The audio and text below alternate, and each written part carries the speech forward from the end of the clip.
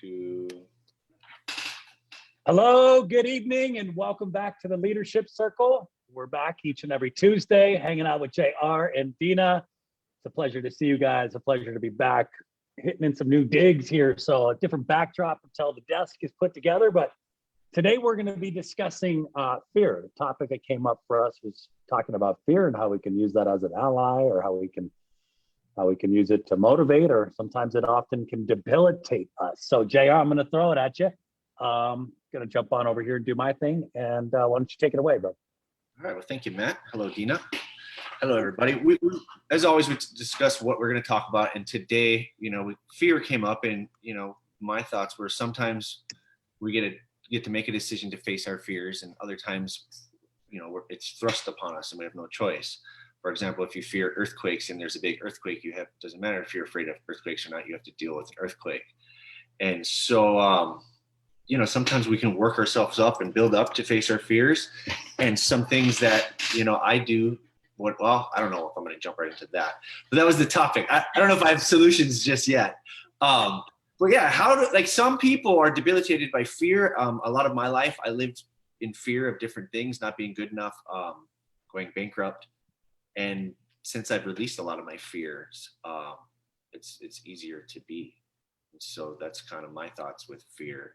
I've also used fear to motivate me to do something. Like if I'm afraid of it, then it's like, okay, let's do it. Or I look at least why I'm afraid of it. And if I'm afraid of it because it's an angry alligator, or if it's something I really want that seems hard or difficult. Okay. Well, it comes up for me when it comes to fear, Deana, I apologize. Well, what comes up for me is I'm thinking of overcoming fear, thinking of facing fears and overcoming it, because oftentimes I think I make up stories about certain things, like maybe I'm afraid of certain things that I'm not truly excited to approach. Like one of my biggest fears, it's like, I don't want to ever do that. However, when you do it, how do you feel when you overcome it? I think that might be something that kind of I'm leaning in on, is the feeling of overcoming a fear. You talk about alligators, I'm like, whoa, I didn't think about that. For me, it's like needles. Like I do not like needles whatsoever. People find that strange with having as many tattoos as I do. I'm not a fan of anyway, I'll go into that later, but overcoming it, getting it handled, and like.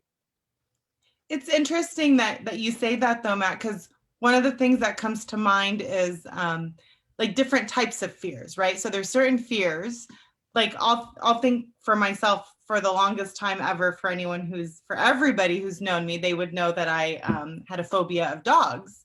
And in going back and doing a lot of work and trying to figure out, like, okay, were you ever chased by a dog? Were you ever bit by a dog? Were you ever attacked by a dog? And it's like, none of that. I think what it was the messaging as a child of whatever you do, don't be afraid of the dog because the dog can sense your fear. The dog can sense your fear. Don't be afraid of the dog. And it was like, if you're spending that much time and energy telling me not to be afraid of the dog, there must be a reason to be afraid of the dog. And I think that's how my fear, that's how my phobia developed. And so going into that, there's that real, there's that tangible fear of an object, right? Where it's something that it's concrete, you can see it. And maybe the relationship of why we're afraid of it is not logical or rational, but it's still there. And then there's the fears of thoughts, or the fears of situations that may happen, right? Things that haven't even yet happened, but it's the anticipation of what could be. So I kind of look at it as two different pieces, if you will. And then even in overcoming it, sometimes it's like, okay, well, do we face it and overcome it? And then there's the possibility of falling in love with it. And then the possibility of still being like, ain't my thing, but at least now it doesn't have that much control over me. Okay. I'm experiencing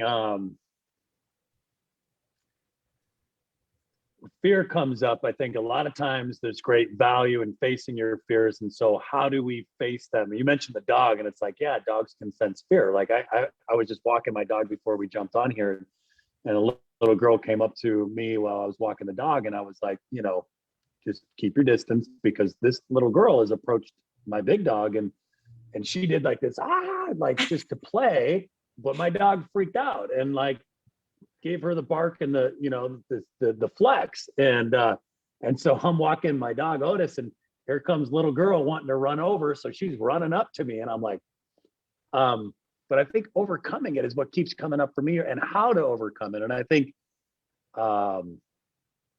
it's just like the one step at a time is one of the methods of facing it, because it's not often, it can paralyze somebody. Absolutely. Fear can paralyze somebody to never take action. And this can go many different directions. We can talk about things like a dog. We can also talk about fear of success. We can talk about fear of bankruptcy. I think JR, you mentioned, like, go ahead. I don't know. It can go a number of different ways. Well, start somewhere, and wherever we go, we go. So where do you want to start, JR? Where we can take it, because everything I've been learning, I've been studying a lot of spirituality recently. They kind of break it down to, you're either in love or you're in fear.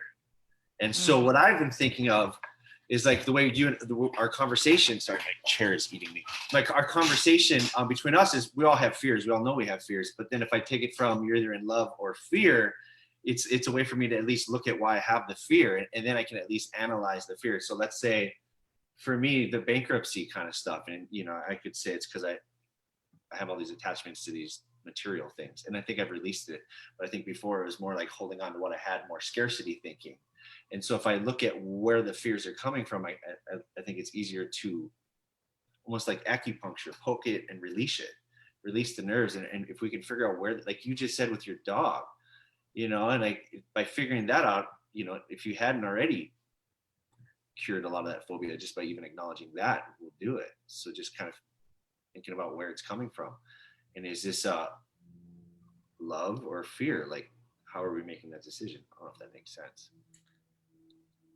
It's it's funny that you say that, because the assumption, and again, I mean, I'm bringing it back to dogs only because, for everyone watching, I'm very proud of myself and happy and grateful that I've done a lot of work, and that I'm there's certain dogs that are now like part of my inner circle, my friends' dogs and whatnot. So there's been that overcoming piece.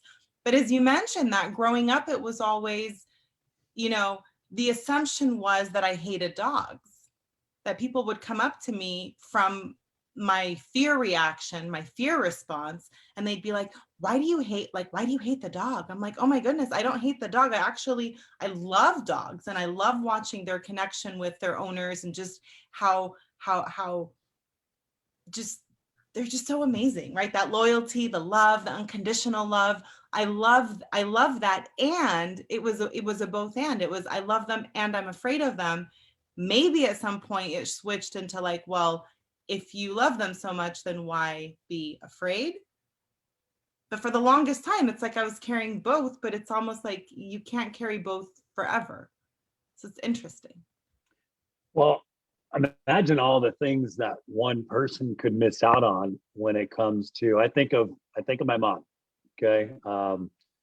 If you know my mom, she's not a big fan of flying, right? So she's not a fan of flying, yet I want to have all these experiences and share these experiences with her. And a majority of experiences that we talk about it would require, for us for her to fly. And I go back to like 8 years ago ish, and she got on a plane and flew to Hawaii with me, and I was able to share that experience with her. And it was, I hope, and I believe, if my mom's watching, that she enjoyed that. The reward after overcoming her fears may have been a Xanax involved or something to get on the plane and chill and relax. However, the overcoming that and actually experiencing the trip to paradise, or having a trip and an experience with us. So it's like, how many things might we be preventing or resisting or blocking from being able to experience. And so, with a dog, I mean, having a companion, I don't know if you ever owned a dog and had a companion as a dog. So with that, not yet. there could be, not yet. So is it fair for me to share or to say that there's a chance you might be missing out on what having, Oh, absolutely. a fluffy companion? Okay. Mhm. And so by when are we getting a dog? So there's just some things that we might be missing out on, I mean, if we want to use those kind of examples, go ahead. Well, don't they say that our dreams are on the other side of our fears? Mhm. And sometimes just by facing our fears, that's like the last thing holding us back from everything we want. And then the question is, well, how do you face them? You know what I mean? If you're really afraid of something, like what would you have to muster up? If it was, there's a lot of extreme fears that are very justified. I mean, even, there's a lot of women that are afraid of men for very good reasons. Like, how would you, I mean, that's a very touchy subject, but there is justified reasons for fear. And how do you ease back into it? I would just baby steps, right? Depending on what you're facing. Yeah. I'd say at some point it's a decision, right? So it's an awareness. Like if we look at fear, and like you said, all of our dreams are on the other side of it. So if fear kind of, when we think of like the box that we draw ourselves in, right? Like our maximum reach that we've had so far has been up until whatever those fears are. Like the fears are kind of like the boundary, the borders of the box, right? And so it's great. Like if we look at it in terms of its feedback, fear is kind of giving us information as to like what's the farthest that we're willing to go, or the farthest that we've stretched ourselves. Like it's kind of giving us that information, and then we can process like for the why. And maybe with the help of some awesome buddies, or whatever, different people that are out there to help us kind of pull out and figure out why we're afraid of what we're afraid. But it gives us that information, and then it starts with it can be just a decision of like, and I want to push through this, and I want to, figure out why and change one of the couple special people come to mind as we're talking about this. And one of the things that one of my mentors said asked was, do you know what the number one fear is next to death? And it's public speaking. And like for many people, just even getting on a podcast and push and go live is like, afraid of what other people might think or what other people are going to say. But that can be true for some people. And I know that, getting in front of a crowd can be, in public speaking, can be very difficult. But getting on the other side of that, making fear your ally, knowing fear, right? Because there's others that have special people in my life that have talked about no fear, like that old slogan of N-O fear, but it's in fact K-N-O-W fear, no fear, make it your ally, use it as a way to propel us, to rise up, face everything and rise, Deana, right? And so making fear your ally rather than, coming up against it. But all it's doing is giving us real information.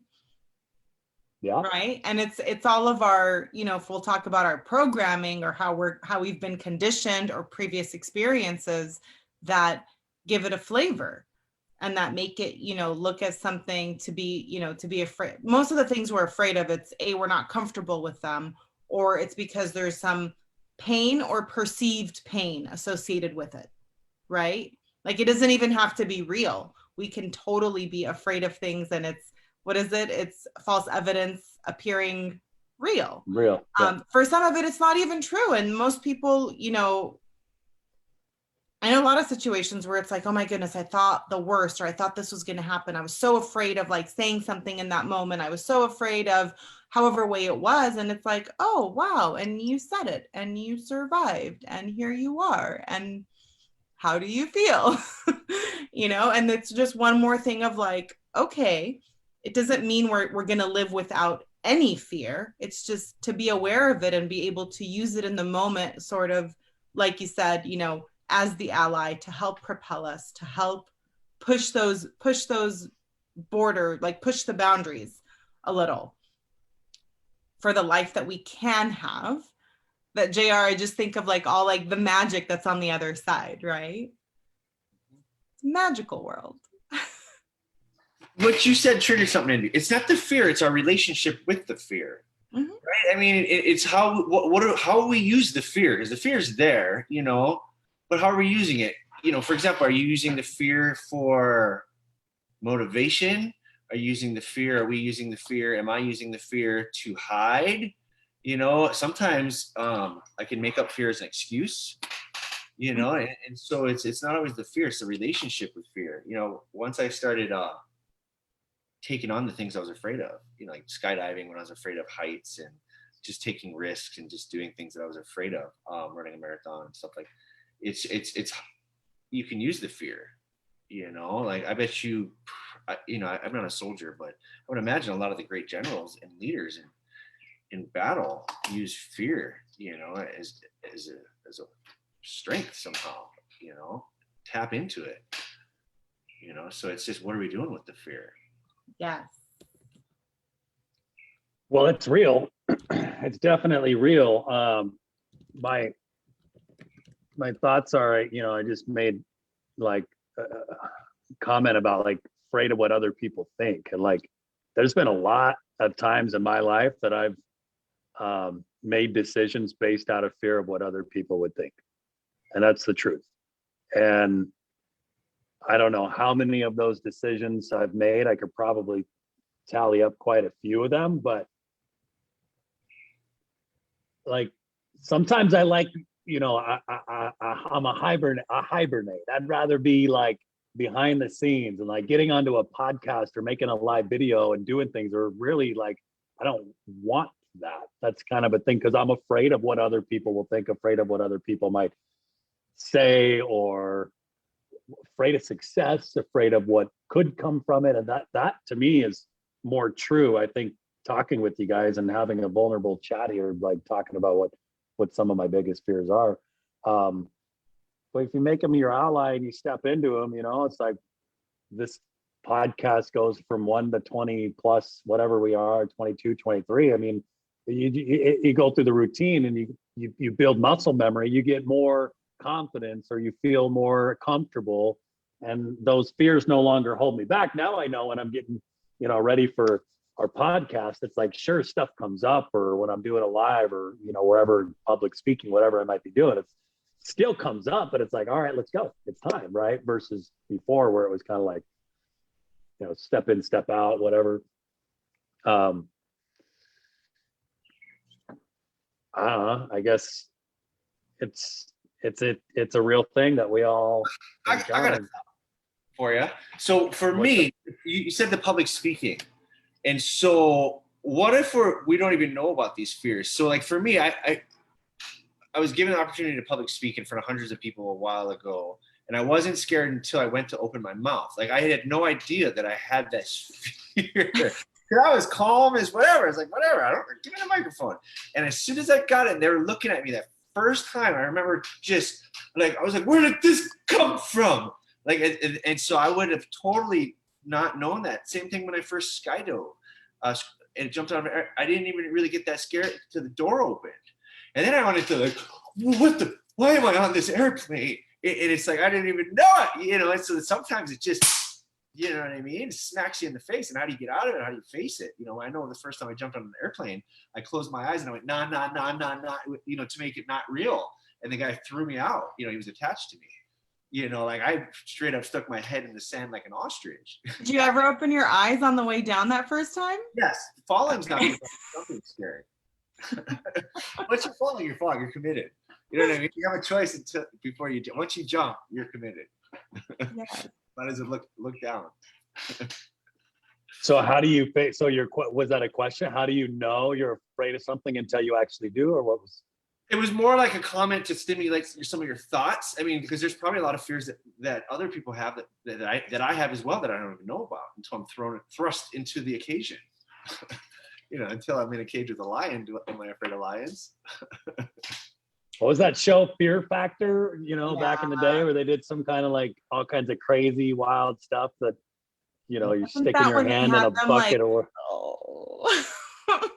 I guess you wouldn't know until you go into Fear Factor and go through 10 different, obstacles and figure out, oh, that doesn't scare me. And that definitely, Well, they're brings up. incentivized for all that, right? So there's an incentive in that part. And sometimes we don't have, I mean, we could argue and say that we have an even bigger incentive, which is blowing those walls out and being able to, experience so much more of life.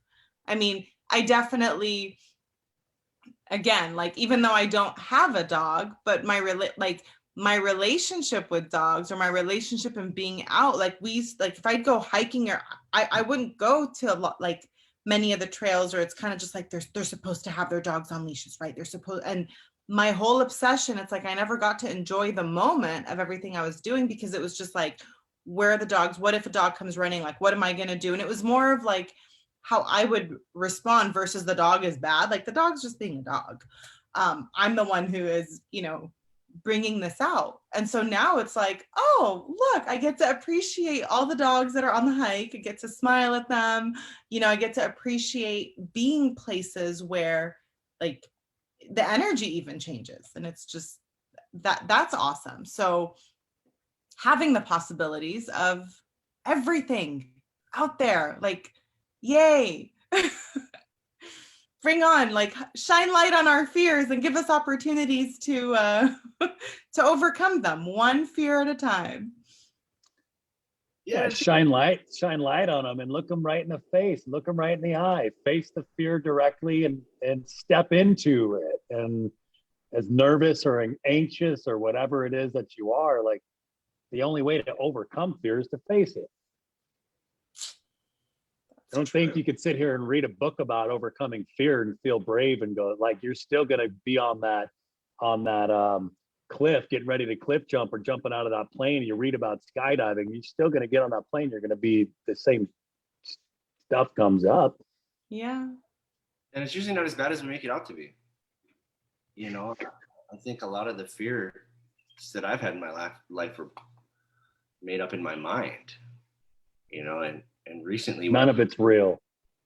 And if you're focused on the present, you don't have fear, because you're focused on wherever you are, unless you're balancing on something. You know what I mean? It's like, if you're truly present, when I'm truly present, there's not really any fear, and for me, I mean, the fear for me, the only thing would be hurting my family. I'm like, I'm not afraid of death. Do whatever to me.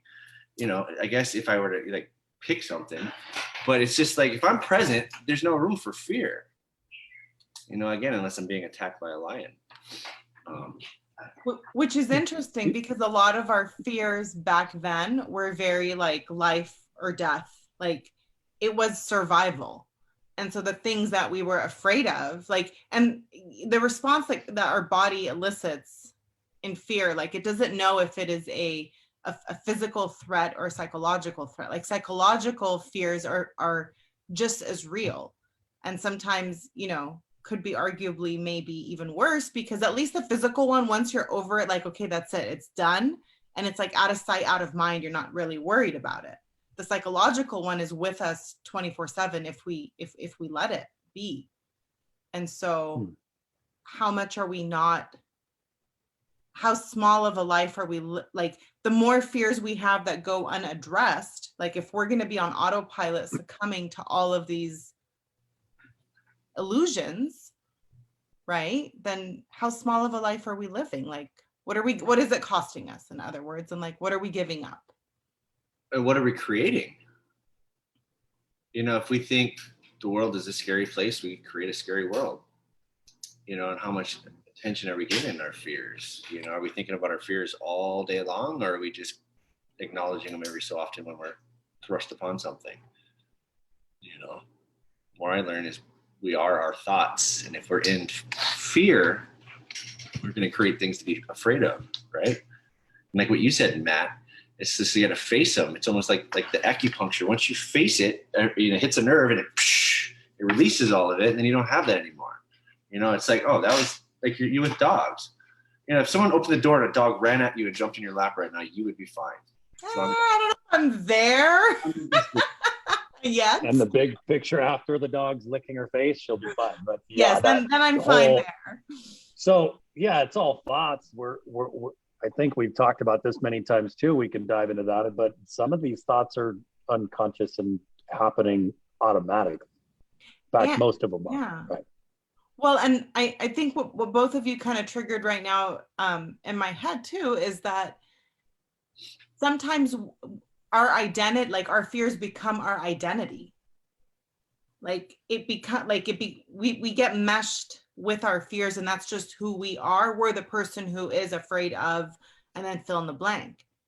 And it's almost, it becomes that self-fulfilling prophecy where we keep creating circumstances to reinforce that fear because it's our identity. And so it just keeps perpetuating. And until we're willing to take an honest look and be like, okay, how much of my identity today, like, or what parts of my identity today are tied to things that I'm afraid of, that I've let my fears actually dictate who I am versus like, I'm more than my fears.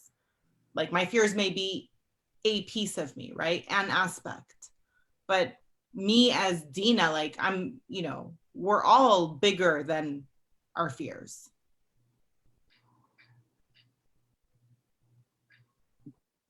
Well said, Mike drop. We're all bigger than our fears. And what we do when it comes up, often, yeah, we know that. It's a great conversation or a great quote to say. It's about when it comes up, what we do. Because getting in front of that audience and grabbing that microphone, you say, yeah, I can do it. I'm gonna overcome fear. It can't run me. And then you stand up and everything you're supposed to say goes boom out the door. Don't even remember what I'm here to say. However, you're shaking and trembling and you just go, you know, everything that you had organized or thought that I was going to say, it's like, oh, well, I don't know where I'm going to go at this point. I guess trust the spirit that's in me and just go for it. But yeah, it's an intellectual, I mean, you know, the quote or the comment of facing your fear, knowing your fear, making fear your ally. It's all easy stuff to say. Mm-hmm. So, you know, what's the intention behind talking about fear here? I guess we would love to, you know, invite other people to talk about maybe what things do they do to overcome fear? Or what are the things that they're afraid of that they just won't do? My mom, when it comes to flying, she just doesn't like flying. I mean, she loves you more than she dislikes flying. Yeah. Yeah, let's bring my mom into this conversation. I'm gonna zoom her in. She does not like flying. I've gotten her on a plane like 2 or 3 times. And that's better than 0. So she has faced it. Go ahead, Deana. No, I was just saying, and that's that whole thing is like we can face it and still not it, or like some people, for example, it's like, oh, I've never tried whatever it is, or I was afraid of this, and now I don't know, maybe jumping out of a plane, someone was afraid of it and they did, and they're just like, oh my goodness, the adrenaline rush, and it's so cool, and like now they're just, that's what they do all the time. Other people may have been like, okay, cool, like I did it, I survived, I faced it, I know that I'm able to do it if I ever needed to. Not my cup of tea, probably not going to do it again. Like there's different levels. So then what's the conversation that we there's I think there's like there's no end goal, like it's not a perfect end result piece of like how it's going to be, but it's just who we become in that process, right? Like once we face it, we can no longer say I would never do, or like I never thought I could. And it's like, oh, well, and you never thought you could, and now you did. And what you do from it here is different. Like then it's a choice. It's not, we're not responding on autopilot. Well, like you said with the jumping out of an airplane, you're like, yeah, I did it. It's not for me. So now it's not so much fear. I'm afraid of jumping. You're like, no, I don't like jumping out of airplanes. It's not even about fear. That's just, I don't like it anymore. And that releases all that. And then as far as how, I wrote down, baby steps to gain evidence. You know what I mean? And I think a lot of when it comes to thoughts and changing the way you think is gaining evidence. And we all, gain evidence and need different facts to gain evidence. And so, you could build your own case to make it right or wrong. And it's not like my way is going to work for you, and so, but it's figure out what you're afraid of and see if you can take some baby steps and gain some evidence that it's not as bad as you think it is, or maybe even look at why, just like with you and the dog, where did this come from? Like, why is this? And then I think as we release, oh, maybe it's because my dad did this to me as a kid. It's like a lot of times just even that itself is just like, oh, wait. I know for me a couple times when I hit aha, it's like, why do I don't have to do that anymore. I've been doing that for, and so just using your fear as a way to dive deeper. True. I don't know. I like it. I'm very aware of all the things I'm not even aware of being afraid of that are holding me back, if that makes sense. So it's what other things might there be other than puppy dogs or dogs? Are there certain They were things? never really puppy dogs in my head, right? Like, no, I'm just thinking, I'm like, okay, as you mentioned, there's certain things where using I don't even necessarily call it fear, but it's like, yeah, coming up on here and just, it's like, okay, yeah, what are people going to think? Or sometimes with certain posts, it's like the verbiage that I'm using, is it more of I'm worried what people are going to think, or that I want to be very mindful of my word choice and what energy the word choice has? Because we can post things in certain ways that, they'll resonate differently. But yeah, just I'm thinking. Fear of failure is what comes up to me, for me. Fear of failure. What we've done in the past with some of my friends, colleagues, mentors is like identifying your fears and what they are, and then name them. Like give them a name, so that when they do come up, you can push them away. For example, like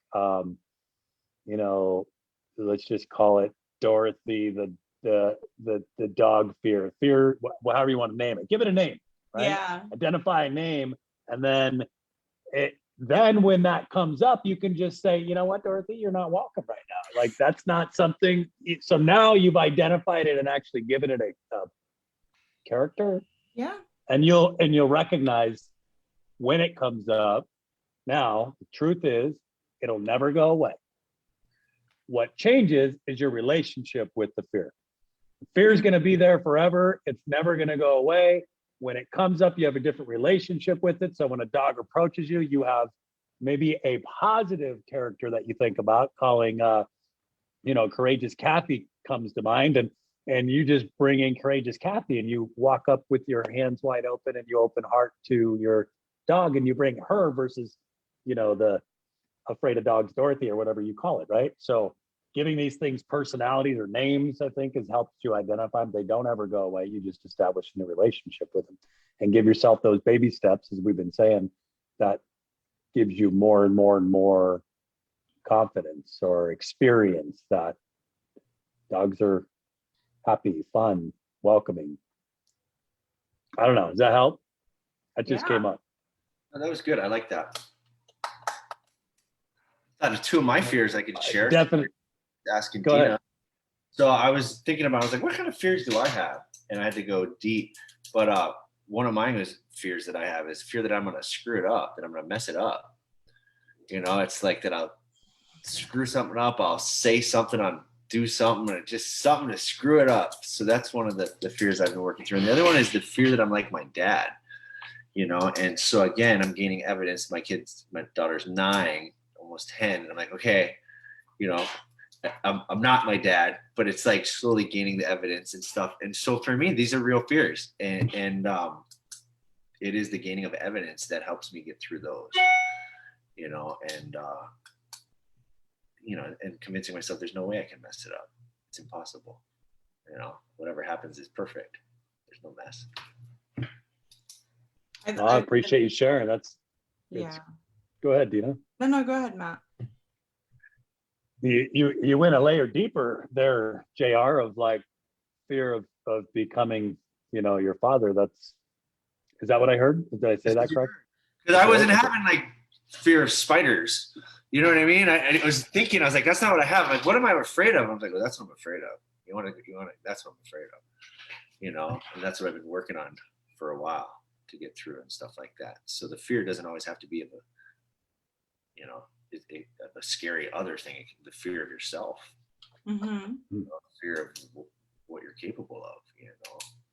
One of my main issues was my anger, right? It's just like, I work on that. I meditate a lot. A lot of that is to relieve all this anger that I've carried for so long, but the fear that I'm going to do something that I'll internally regret, So fear is temporary, regret lasts forever, right? And again, the stories I make up, and I'm not the type of person to really do something to make people hate me. So a lot of that is made up, and you know what I mean? And so, but that's real. We all have them. We have lots of things that don't necessarily make sense that are very true for us. I mean, that's a lot of our fears, right? Like a lot of them, there's almost an element of irrationality in many of them. Like I'd say the majority of them, there's like again, like unless it's for survival, those are like our justified fears because that's going to be our fight or flight response. But that collecting evidence part and being aware of it and making it a conscious practice is so important, because there's probably a lot of evidence already that would dismantle that fear, and it's just what level of attention was paid to that evidence and how consistent was the collecting of it and noticing it. And so I mean, that's one of the things to just do on an individual level of just sitting there. It's like, okay, all the times, like if we think this one thing, or we have a certain fear of showing up a certain way, it's like, what are all the times I did not show up that way? Or I actually showed up the opposite where I was, however way that was. But remembering that in certain moments, because it's so easy to just, it ends up being this like downward spiral, right? It just kind of just goes shh. And it can take us somewhere where we turn a mole into a mountain. Yeah. Molehill into a mountain. Yeah.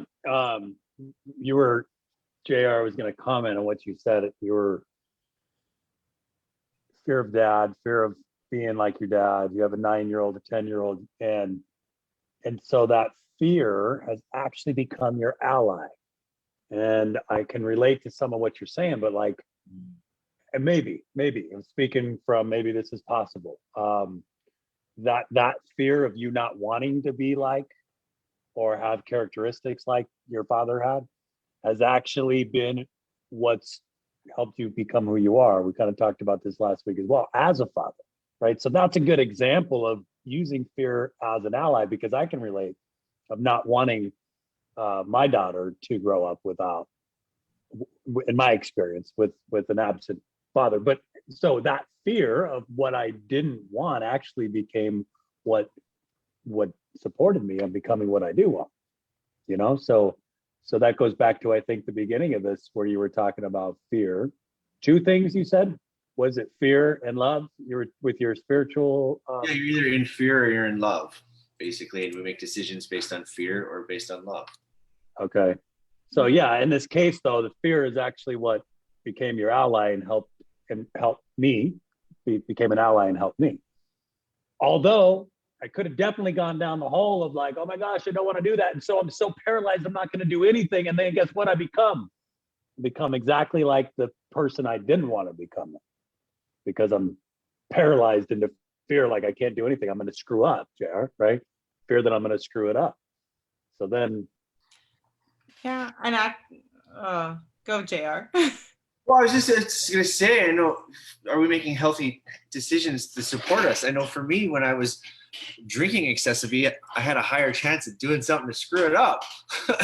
Saying something, you know what I mean? I don't drink anymore. The odds of me really doing something at this point that's going to make everyone hate me have gone down. With my drinking, who knows? I was never a bad who knows what I could have done or said, or, you know, and so it's like my odds, I'm getting my evidence. I'm not that, you know, and so you're just making healthy decisions. What were you going to say, Deana? Yeah, no, thank you for sharing that. I was gonna say it's sort of a continuum, right? Like kind of back, Matt, what you were saying with regards to, okay, you can get so paralyzed or just so paranoid of turning into that you know, a person would stop or wouldn't take action and may end up just like the other person, may end up not like the other person, but yet not able to reach their potential of how awesome they can be. So it's kind of like a continuum that we look at, and it's just more of the more we're willing to push through and be aware of it and utilize, you know, I think utilizing the fear for an ally, it really comes in when we look at the motivation.